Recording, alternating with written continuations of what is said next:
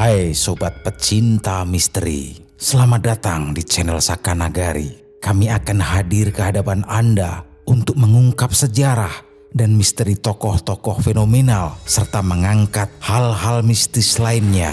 Maka tetaplah bersama Saka Nagari. Siapa yang tidak mengenal Sang Kuryang?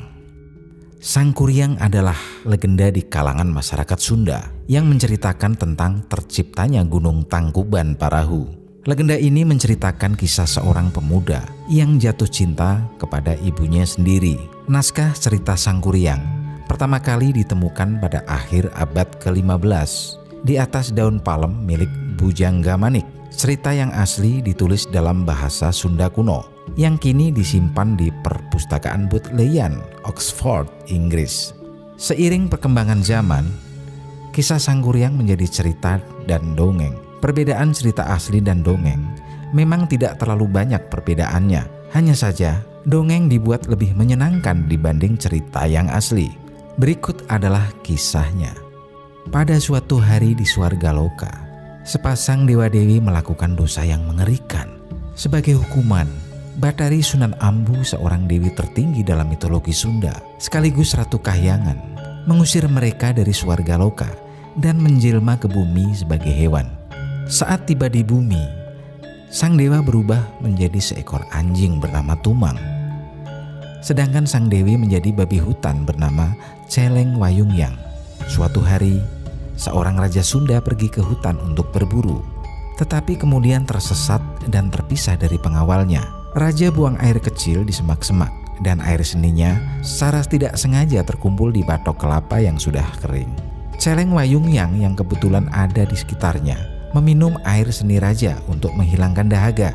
Tanpa sepengetahuannya, air seni yang ia minum ternyata mengandung sedikit sperma. Karena dia penjelmaan dewi, akhirnya Celeng Wayungyang langsung hamil dan melahirkan anak hanya beberapa jam kemudian. Raja yang masih berada di hutan mendengar bayi itu menangis dan menemukannya terbaring di antara semak-semak. Karena merasa iba, bayi itu pun dibawa oleh raja ke istana dan ia besarkan seperti putrinya sendiri. Namun ia tidak pernah menyadari jikalau bayi itu adalah anaknya sendiri. Bayi perempuan itu tumbuh menjadi seorang gadis cantik bernama Dayang Sumbi. Karena kecantikannya, banyak pria dari kalangan bangsawan ingin meminangnya. Dayang Sumbi sangat suka menenun dan dia menghabiskan sebagian waktunya untuk membuat kain yang indah. Dia biasanya menenun di bagian taman istana dengan pavilion yang ditinggikan. Suatu hari gulungan benang miliknya jatuh ke luar istana. Karena dia seorang bangsawan, dia dilarang untuk meninggalkan istana dengan berjalan kaki. Merasa putus asa untuk mencari benangnya, Dayang Sumbi pun mengucapkan sebuah sumpah. Siapapun yang menemukan gulungan benang milikku akan diberi imbalan. Jika dia perempuan, aku akan memperlakukannya sedekat saudara perempuanku sendiri. Dan jika dia laki-laki, aku akan menikah dengannya. Tak lama berselang, ada seekor anjing yang datang dengan membawa gulungan benang milik Dayang Sumbi. Karena sudah terlanjur bersumpah, Dayang Sumbi merasa wajib memenuhi janjinya dan tetap menikahinya meskipun Tumang adalah seekor anjing. Hal itu pun membuat sang raja geram dan membuang Dayang Sumbi ke hutan. Rakyat jelata yang merasa kasihan pada putri raja membangun sebuah pondok sederhana dan meninggalkannya di hutan dengan hanya ditemani si Tumang. Setelah menikah, Dayang Sumbi mengetahui bahwa si Tumang bukan anjing biasa. Setiap bulan purnama, ia dapat berubah kembali ke bentuk aslinya sebagai dewa yang tampan. Untuk beberapa saat lamanya, Dayang Sumbi hidup dalam kebingungan. Ia berpikir telah mengalami mimpi yang aneh sebulan sekali, yang mana seorang pria tampan selalu muncul di hadapannya dan mereka bercinta dengan penuh gairah. Mereka bercinta dan jatuh cinta, melakukan ritual mantap-mantap setiap malam purnama. Beberapa bulan kemudian, Dayang Sumbi pun hamil dan melahirkan anak dari si Tumang, dan anak itu diberi nama Sang Kuryang.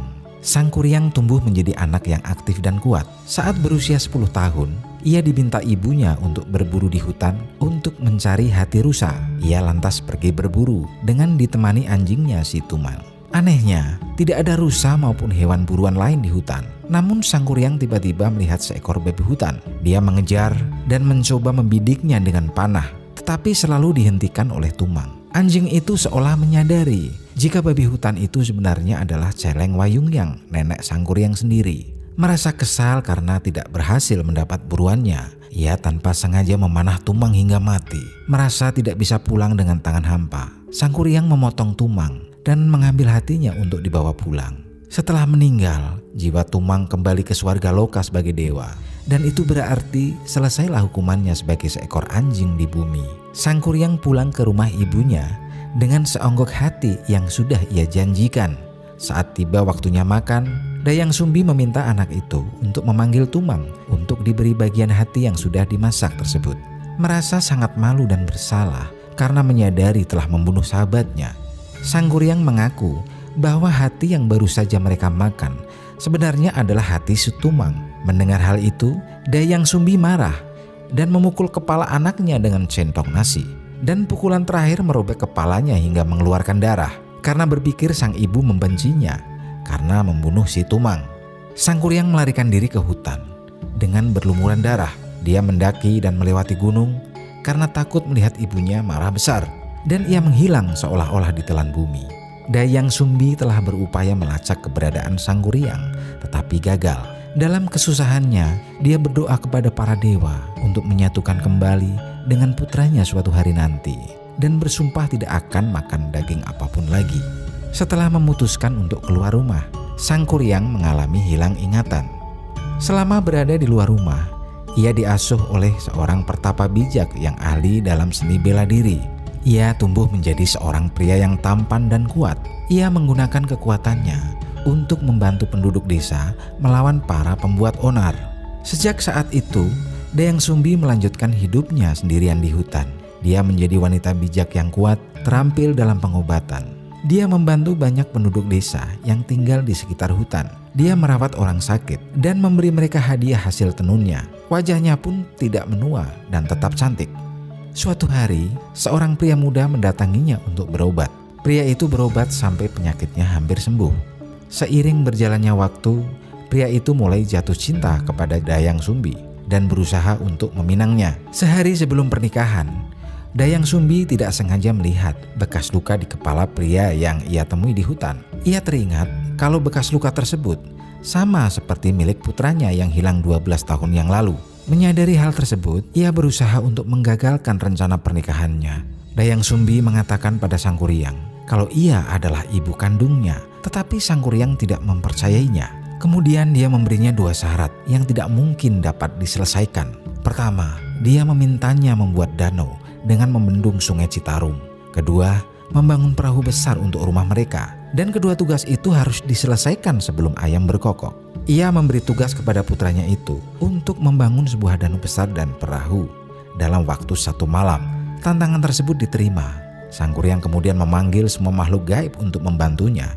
Ketika Dayang Sumbi menyadari bahwa Sang Kuryang hampir menyelesaikan pekerjaannya, dia lalu mencari cara untuk menghentikannya. Dia mengambil salah satu kain tenunnya, kain putih besar, dan menggantungnya sambil berdoa kepada Yang Maha Kuasa. Kemudian dia meminta salah satu gadis desa untuk membakarnya. Langit yang gelap menjadi terang fajar, dan ayam jantan pun mulai berkokok. Dayang Sumbi lalu pergi menemui Sang Kuryang untuk mengingatkan jika waktunya telah habis dan harus menyerah. Sang Kuryang mengira dia telah gagal dan merasa sangat kesal. Sekarang dia tidak akan bisa menikahi Dayang Sumbi. Sang Kuryang benar-benar marah. Dia menendang perahu yang hampir selesai tersebut dengan sekuat tenaga.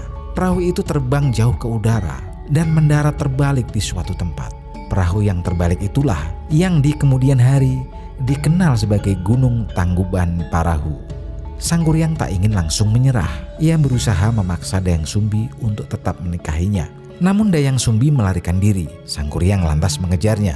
Dan ketika hampir menyusulnya, Dayang Sumbi memohon kepada Yang Maha Kuasa untuk terakhir kalinya. Tuhan mengabulkan doanya. Dia diubah menjadi bunga jaksi. Sang Kuryang pun gagal menemukannya dan menjadi gila. Bagaimanakah kritik dan saran Anda tentang misteri ini? Silahkan tulis di kolom komentar. Dan jangan lupa tekan tombol subscribe dan nyalakan loncengnya agar kalian tidak ketinggalan kisah-kisah menarik selanjutnya dari Saka Nagari.